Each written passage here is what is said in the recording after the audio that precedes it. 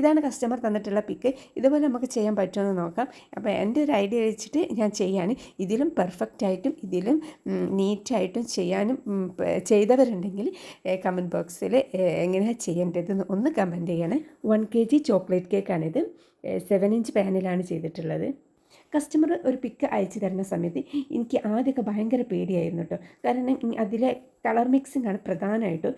അതെനിക്ക് തീരെ അറിയില്ല. കാരണം നമുക്ക് എപ്പോഴോ മാസത്തിൽ ഒരു ഓർഡർ, 2 മാസം കൂടുമ്പോൾ ഒരു ഓർഡർ അങ്ങനെയൊക്കെ കിട്ടുന്നതുകൊണ്ട് തന്നെ. പിന്നെ അതുമല്ല, ഞാൻ കൂടുതലും വൈറ്റ് ഫോറസ്റ്റ്, ബ്ലാക്ക് ഫോറസ്റ്റ്, അത് നമ്മളെ പണ്ടത്തെ ആ ഡിസൈനിലൊക്കെ ആയിരുന്നു ചെയ്തുകൊണ്ടിരുന്നത്, കളർ മിക്സിങ് അറിയാത്തതുകൊണ്ട്. അപ്പോൾ ഇപ്പോൾ എനിക്ക് കസ്റ്റമർ ഒരു പിക്ക് അയച്ചു തന്നിട്ടാണെങ്കിൽ ഞങ്ങൾക്ക് ഹോം ബേക്കേഴ്സിൻ്റെ ഒരു ഗ്രൂപ്പുണ്ട്. ആ ഗ്രൂപ്പിലേക്ക് ഈ പിക്ക് ഞാൻ ഇട്ട് കൊടുക്കുമ്പോൾ അതിൽ ചോദിച്ചാൽ മതി ഈ കളർ ഏതൊക്കെ കളർ മിക്സ് ചെയ്താലാണ് കിട്ടുന്നത്. അപ്പോൾ അവർ അതിനുള്ള ആൻസർ പെട്ടെന്ന് പറഞ്ഞു തരും. അതുകൊണ്ട് ഇപ്പോൾ എനിക്കൊരു ധൈര്യമാണ് പിന്നെ ഏതൊരു തീമും ഏറ്റെടുക്കാൻ വേണ്ടിയിട്ട്.